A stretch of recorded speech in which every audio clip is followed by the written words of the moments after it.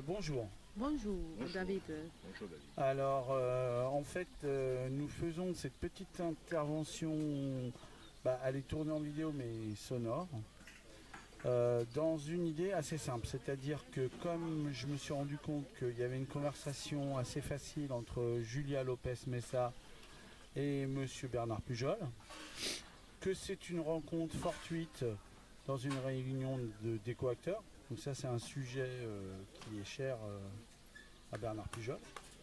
Peut-être à Julia aussi, on le saura tout à l'heure. Je vais vous donner 5 minutes, parce que faut pas que ça soit trop long. Après, si la conversation continue, je ne couperai pas, je suis pas un salopard. Mais par contre, ce qui m'intéresse, c'est que vous puissiez parler tous les deux pour expliquer ce qui animait Monsieur Pujol. Il voulait en parler au public, sauf que là, tout le monde, c'est la fin, quoi. Dernier spectacle, machin, donc c'est la fin des haricots. C'est la fin de Acte. Donc ça sera un document qui sera mis sur le site et éventuellement sur les réseaux sociaux. Donc Monsieur Pujol Sur avec les quelque BAM. chose. Alors peut-être dans un BAM, mais là le dernier BAM est sorti. Mais sur un BAM. Ouais, peut-être sur un BAM, exact. Donc en fait je vais vous laisser un peu dans cette intimité là et comme ça vous allez discuter autour de ce pourquoi Monsieur Pujol voulait venir, c'est-à-dire inscrire la Camargue à l'UNESCO. Enfin, il va préciser un peu sa pensée. Allez hop, je vous lance. Salut, c'est à vous. Donc, M. Pujol, il présente son nouveau... Pardon, M. Bernard, il présente son nouveau projet. Mais moi, ce qui m'intéresse... son ancien projet. Non, alors là, tu sais quoi, Julia, en fait... Moi, là, j'enregistre. Voilà, okay. Peut-être que toi, tu vas pouvoir l'emmener dans d'autres contrées. Parce que là, avant qu'on mette le micro en marche, on parlait de nature qui parle aux êtres humains, toutes ces choses, les esprits. Tout ça est possible. Alors, on était parti sur le fait que vendredi soir, lors de la soirée, la taoléjade animée à Acte, il y a eu une lecture du livre de la Bête du Vaccarès. Et je parlais avec Julia de la Bête du Vaccarès parce que quelque part, c'est l'univers qu'elle trimballe avec elle, des êtres impalpables, mystérieux qui peuplent la nature. En tout cas pour Supernature. Pour Supernature. C'est vrai qu'il peut y avoir une analogie. Une analogie. Alors du coup on parlait de la Bête du Vaccarès, du coup on parlait du Vaccarès, de la Camargue, on parlait de ce territoire si particulier et ça a rejoint le fait que moi en tant qu'éco-acteur engagé dans ce territoire comme agriculteur bio, avec quelques amis, on a décidé de porter ce territoire à l'inscription au patrimoine mondial naturel de l'UNESCO. C'est une grande maison un peu ronflante, mais un titre qui, à nos yeux, semblait important pour mettre une espèce de protection internationale, en quelque sorte, autour de ce territoire. Parce que s'il y a encore quelque chose à protéger dans ce territoire pour que justement d'autres bêtes du Vaccarès puissent y vivre et s'y développer, eh bien, il faut le faire. Et une artiste comme Julia, moi quand je l'ai rencontrée la dernière fois lors de la réunion des éco-acteurs, j'ai été séduit par son travail parce qu'elle a cette sensibilité des artistes d'entrer en contact avec des êtres surnaturels qui peuvent peupler des endroits comme la Camargue. Et cette fille m'a plu parce qu'elle porte en elle cette rencontre avec des choses qui ne sont pas forcément visibles. Et notre territoire est un petit peu la maison de ces esprits. Tu vois ? Et donc en tant que territoire, maison, si on dit maison, déjà il y a une idée de protection. Donc dans votre projet d'amener la Camargue ou la région, vous allez me corriger, une partie comme lieu de protéger par l'UNESCO, ça serait quoi ? Comment vous l'envisagez ? L'inscription au patrimoine mondial de l'UNESCO, ce n'est pas une protection en soi, mais c'est un regard que l'humanité peut porter sur ce territoire particulier. Dans le monde actuellement, il n'y a que 2 deltas qui sont inscrits au patrimoine mondial naturel de l'UNESCO et on souhaiterait porter comme 3e delta le delta de la Camargue. Parce qu'à nos yeux, nous qui sommes des éco-acteurs de ce territoire, des gens qui sont pétris de ce territoire, on a envie de faire en sorte que tout soit mis en œuvre pour le préserver. Alors, je ne sais pas ce que ça amènera ce statut de zone de l'UNESCO qui va avoir ce regard bienveillant sur la Camargue. Mais c'est une démarche qui va dans le bon sens, tu vois. Voilà, et donc, je découvre, hein, cette démarche, elle consiste à quoi?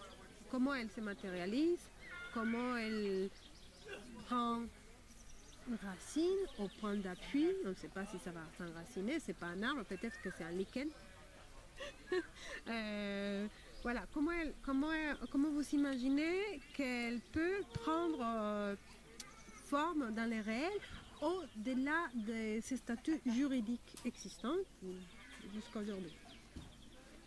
C'est surtout et tout d'abord un désir des habitants du lieu de se dire ce lieu est fragile, il est menacé par la nature elle-même, hein, la montée des eaux, la réduction du débit du Rhône, tout ça va menacer dans l'avenir, le sel va menacer ces territoires, tu vois. Et si on ne met pas en évidence que ce territoire risque de disparaître un jour peut-être, il disparaîtra avec tout son imaginaire. Mais il y a une chose qui m'a interrogée vendredi dans les différentes interventions. Je me suis dit, moi je ne suis pas de ce territoire, je suis née en Colombie, donc je viens comme un étranger qui pose son regard, donc juste qui est là, qui regarde, qui s'imprègne, qui partage avec les gens sans poser distinction de qui est qui, comment, voilà. J'ai eu l'impression qu'il y a et même aujourd'hui dans un petit atelier d'écriture, il y a la peur. Et ce matin, je me suis dit, moi, je ne ressens pas la peur. Comment en tant qu'artiste, peut-être que c'est pas ma fonction, c'est ma nature, n'est pas avoir peur, mais j'avais l'impression d'avoir des personnes vendredi, ou des personnes qui se posaient un petit peu plus depuis la peur. Pas depuis la prévention et la joie, et on fait fleurir plus de la peur. Peut-être que c'est une fonction plus, je sais pas, c'est une sensation, hein? C'est pas une chose qui a fait suffisamment de chemin dans ma tête pour pouvoir mettre les bons mots. Mais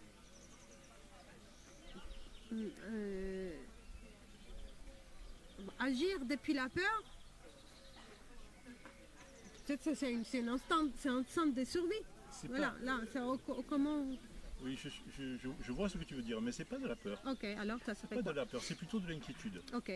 C'est pas de la peur, parce que dans ce territoire en particulier qui est la Camargue, on n'a jamais... La présence de l'homme a toujours été un petit peu tolérée, tu vois. L'homme, c'est pas Superman ici, parce que Superman, il n'y en a pas. Et d'ailleurs, dans l'imaginaire collectif de la Camargue, moi quand j'étais petit enfant, mon arrière-grand-mère, quand elle voulait me faire peur parce que j'étais vilain, elle me disait, fais attention Bernard, je vais t'amener au babao.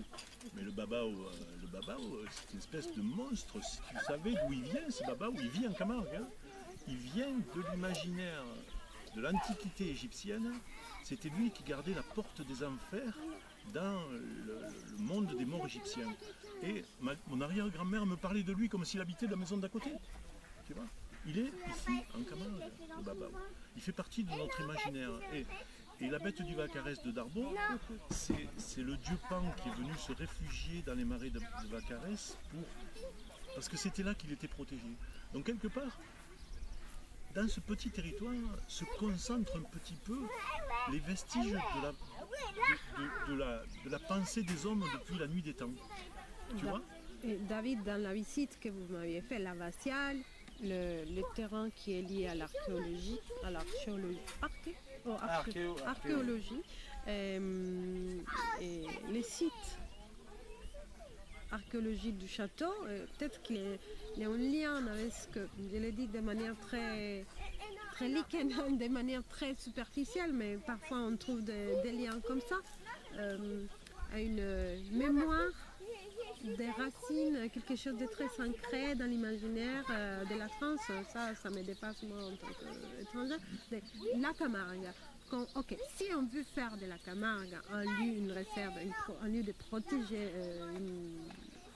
les projets ils s'appellent. Oui, la Camargue à l'UNESCO. La Camargue à l'UNESCO. Ça serait quoi? ça serait quoi? C'est quoi cette bataille?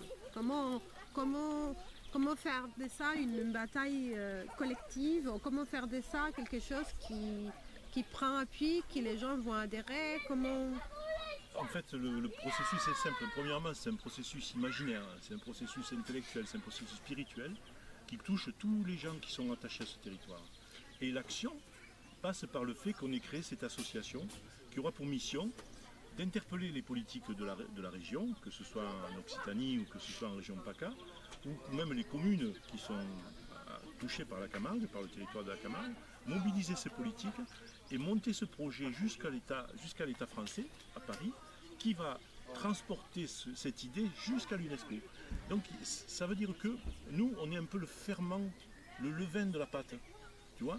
Mais plus notre association sera grosse, plus elle sera importante, plus elle montrera une visibilité qui touche un maximum de personnes, et même des gens qui ne sont pas forcément habitants de la région. Ok. Moi, je pense qu'aujourd'hui, les grandes choses, il ne s'agit pas de la taille, il s'agit de la capacité de se lier aux autres choses qui existent. Donc, comme on dit, les grandes révolutions, elles vont arriver par les petites révolutions. Si on peut le dire de manière un peu... Les grands fleuves sont faits par les petits ruisseaux. Voilà. Donc, cette petite ruisseau... Voilà, donc ce petit ruisseau, comment elle vient de naître cette association, si j'ai bien compris, la semaine dernière. Quelques jours, oui. Quelques jours, donc on est à l'ébauche de quelque chose. Elle est composée de qui? Qui est-ce qui a créé cette association? Bon, on a créé un bureau assez éclectique, mais très intéressant, puisque dans le bureau, je suis le président, je suis un agriculteur bio, j'ai fait du riz désherbé par les canards pendant des années, afin de montrer qu'on peut faire une agriculture douce en Camargue. Le vice-président est un artiste, il fait partie d'une vieille famille, il s'appelle Stanislas Blohorn, il fait partie d'une vieille famille camarguaise. Il fait des installations dans le Vacarès pour montrer la fragilité du territoire. Ensuite, on a une secrétaire qui est diplomate, une vice-secrétaire qui est botaniste, qui est spécialisée sur les ripisylves camarguaises. Et ce qu'était la Camargue avant que l'homme n'intervienne sur elle, il reste encore quelques vestiges sur le territoire de zones qui ressemblent à ce que la Camargue était avant qu'elle ne soit colonisée par l'homme, donc avant la fin du 19e siècle. Et puis nous avons deux écologues, Stéphane Arnassan et Perrine Berriol, qui sont deux personnes qui travaillent au parc régional de Camargue. Et vous avez déjà imaginé une première action concrète? Quand je parle d'action concrète, la première action concrète, c'est avoir créé les statuts juridiques, chose qui est déjà beaucoup de travail, déjà penser, imaginer, voilà, mais se mettre d'accord entre 5, 6, 7, 8 personnes. Et est-ce que vous avez imaginé la deuxième action, on va dire? La deuxième action, c'est faire grossir cette association afin qu'elle soit un objet de rassemblement autour de cette cause. Mais sur quoi? Là, il faut donner aux gens aujourd'hui des choses concrètes sur lesquelles se réunir et agir. Là, je suis là aujourd'hui à Actes, j'étais là vendredi à Actes. Ça fait la présence en tant qu'éco-acteur sur une manifestation comme Acte 3 en Camargue. C'est le signe que nous sommes tous présents dans la démarche pour protéger de manière sensible ce territoire. Et puis après, le bâton de pèlerin à la main, on ira à la rencontre des politiques de la région, on ira à la rencontre des publics à chaque manifestation qui se présenteront. On est parti en marche, si tu veux, mais c'est une marche douce, c'est pas une marche de conquérant. C'est parce qu'on porte avec nous, dans notre sac à dos, cet imaginaire que la Camargue est un petit territoire menacé et fragile, et qu'il est riche de douceur, riche de mystère, riche de tradition, et tout ça fait partie d'un grand tout, et on n'a pas forcément conscience, les gens n'ont pas forcément conscience de sa fragilité. Toi, en tant qu'artiste, quand je t'ai écouté parler, tu n'es pas d'ici, tu as dit que tu étais colombienne d'origine, et tu me parlais d'esprit que tu rencontres chez toi, que tu fais vivre à travers tes installations et ton travail d'artiste. Mais quand je t'écoutais parler, toi, la colombienne, je m'y suis retrouvé, parce que ces esprits de la nature que tu rencontres dans ton imaginaire, on les côtoie ici, sur notre territoire. On les côtoie. Donc quelque part, des bêtes du Vacarès, il y en a partout en Camargue. Et si on est un petit peu sensible au discours que tu exprimes toi et à ce que nous voulons porter, eh bien on fera en sorte que cette Camargue sensible puisse continuer à exister. Et en France, les gens quand on n'est pas en Camargue, si on est au nord de la France, qu'est-ce que les gens pensent de Camargue? Les gens, par exemple, du nord de la France, qui sont plus liés à la mer et qui sont plus liés à l'eau différemment, mais c'est quoi l'imaginaire des gens du Nord envers les territoires camarguais? Je vais te raconter une petite anecdote qui va te faire comprendre. Une fois, je vends mon riz désherbé par les canards à des grands restaurants, tout ça. Je suis invité à une manifestation à Paris, très chic, avec tous les grands chefs étoilés français qui étaient réunis. Et ils font venir Bernard pour parler de son riz avec ses canards, avec son accent, sa chemise camarguaise, sa veste noire, son pantalon de gardien. Alors je raconte mon riz, tout ça, l'histoire, la Camargue, les canards. Et puis j'ai terminé, je m'en vais. Et puis ils viennent me rechercher, ils me disent Bernard, il faut que tu viennes venir parler du vin des sables. Je dis mais je connais rien moi, au vin des sables, moi je fais du riz, je fais pas du vin des sables. C'est pas grave, parce que quand ils t'écoutent, ils sont à Aigues-Mortes, ils sont au Sainte-Marie-de-la-Mer, ils voient passer les flamants roses, rien qu'en t'écoutant. Alors viens. Parce que ta voix, ton parler, ton accent, la chaleur de ce que tu racontes, et tu les fais voyager. Et les gens, quand ils nous rencontrent, nous les Camarguais, ils voyagent avec nous. Parce que dans notre être, on porte ça, tu vois. Comme toi, tu portes ton pays quand tu viens quelque part. Mais nous, pareil, quand on se déplace et qu'on parle de ce territoire, on le porte avec lui. Là, je vois David qui... Moi, je pense que c'est une bonne conclusion. Parce qu'il ne faut pas que ça soit trop long, sinon les gens ne regarderont pas. Non, mais David, très bien. Je pense que c'est une bonne conclusion. C'est une belle anecdote. Bon, parfait. Donc voilà, donc on a ce document. Alors, je ne sais pas quand il va être mis sur le site, parce que là, regardez, Laetitia, elle est au bout de sa vie, là. Ça fait 3 jours qu'elle met des trucs partout. Bonjour, mais Laetitia. Voilà. Et, mais en tout cas, voilà. l'esprit des flamants roses, il est sur la chemise de Monsieur Bernard. Ouais, je vois. Hein. Ah, mais de toute façon, au Camargue, il y a un certain style. Hein. Ah, ouais. Non, mais c'est sûr. Hein. Moi, j'habite là depuis 2002. Donc, après, je veux dire, je trouve que là, on a une bonne fin. Tu vois, et donc, on est nickel. Bon, ça ne vous empêche pas de bavarder. Hein. Merci, ouais, David. non, évidemment. Mais est-ce qu'il y aura une chose, Monsieur Bernard, qui vous aurait envie de souligner avant une chose qui vous vient à l'esprit, que vous n'aurez pas dit, qui est important de souligner? Une chose qui ne me serait pas venue à l'esprit encore, ce qui m'inquiète, c'est une inquiétude quelque part, tu vois. Parce que bon, j'ai 66 ans. Ma vie est derrière moi, je pourrais très bien me dire tant pis, ta vie est passée, tu as réussi, ce que tu voulais faire, tu l'as fait.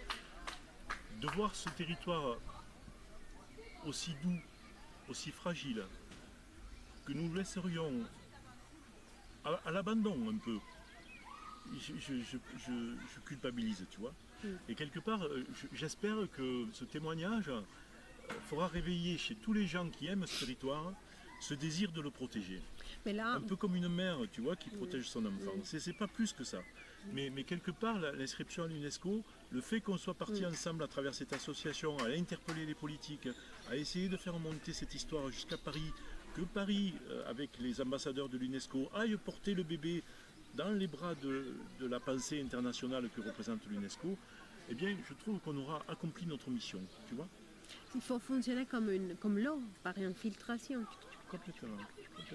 Plutôt que de manière frontale, en s'appuyant à l'imaginaire du duc, que c'est l'eau, que c'est les chevals, que c'est plutôt comme une infiltration, je dirais, une bataille d'infiltration. Je vais vous raconter une petite histoire. À Aigues-Mortes, il y a un gars que je connais qui s'appelle Pipiou, on l'appelle Pipiou. Il est peintre, il a fait 3 tableaux dans sa vie. Un des tableaux qu'il a fait, c'est la Camargue. Alors il passe, il peint dans son garage, il fait le tableau, cabane de gardien, le chat, la roubine, les taureaux, les chevaux, les canards. Un copain passe dans la rue parce que le garage est ouvert. Il dit Pipiou, ton char là, il est trop gros par rapport à la cabane. Tu devrais faire quelque chose. Bon. Ah ouais, tu rigoles. Il s'en va. Le lendemain, Jean-Christophe passe devant le tableau et le char n'y est plus. Le char c'est un camion. Le char n'y est plus. On lui dit, tiens, Pipiou, qu'est-ce que tu as fait du char? Ben, le char, il a posé les taureaux, il est parti, on l'a mis au garage, on l'a sorti, il est parti. Ah bon. Et tu crois pas, Pipiou, que il manque des hommes là dans ton tableau? Que une cabane, un barquet, une roubine, il n'y a pas d'hommes. Si, il me dit, le gardien, il est dans la cabane. Ah. Mais ton gardien, là, s'il veut partir, comment il fait? Parce que ta barque, là, au milieu de la roubine, elle est attachée dans l'eau au milieu de la roubine. Elle me dit, mais là, tu vois, là, il peut sortir de la cabane, aller à la roubine, c'est pas profond. Tu le vois pas, mais c'est pas profond. Lui, il le sait. Ah bon, très bien. Et il s'en va. Le lendemain, il revient, et lui dit, mais Pipiou, tu trouves pas que dans ton tableau, il manque pas des sarcelles? Ah, l'autre lui dit, non, c'est pas possible. Et ça, c'est la tempérance camarguaise. Ça, c'est pas possible. Parce que regarde, tu vois, Jean-Christophe, il y a déjà la cabane. Non, mais si je fais les sarcelles, ça sera pas bon pour le clou. Comment ça, pour le clou? Eh bien, écoute, tu vois là, il y a déjà la cabane. Ça pèse une cabane. Il y a déjà le barquet. Il y a déjà 4 taureaux à 450 kg chacun. Il y a déjà 5 chevaux à 350 kg chacun. Il y a le gardien qui est dans la cabane, qu'on ne voit pas, mais il y est quand même. Il y a les canards, ils sont au moins une dizaine, à 2 kg chacun. Si je rajoute en plus 3 sarcelles, le clou va lâcher.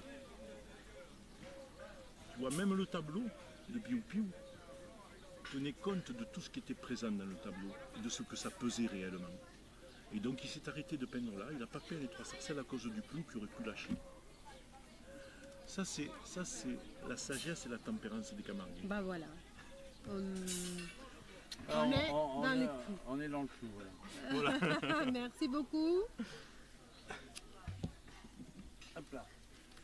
Bon bah voilà. Hein. une On a une double fin. Et tu vas aller le voir le tableau, tu veux que je te le montre? Oui, bien Je sûr. vais te le montrer. Le tableau de Piou.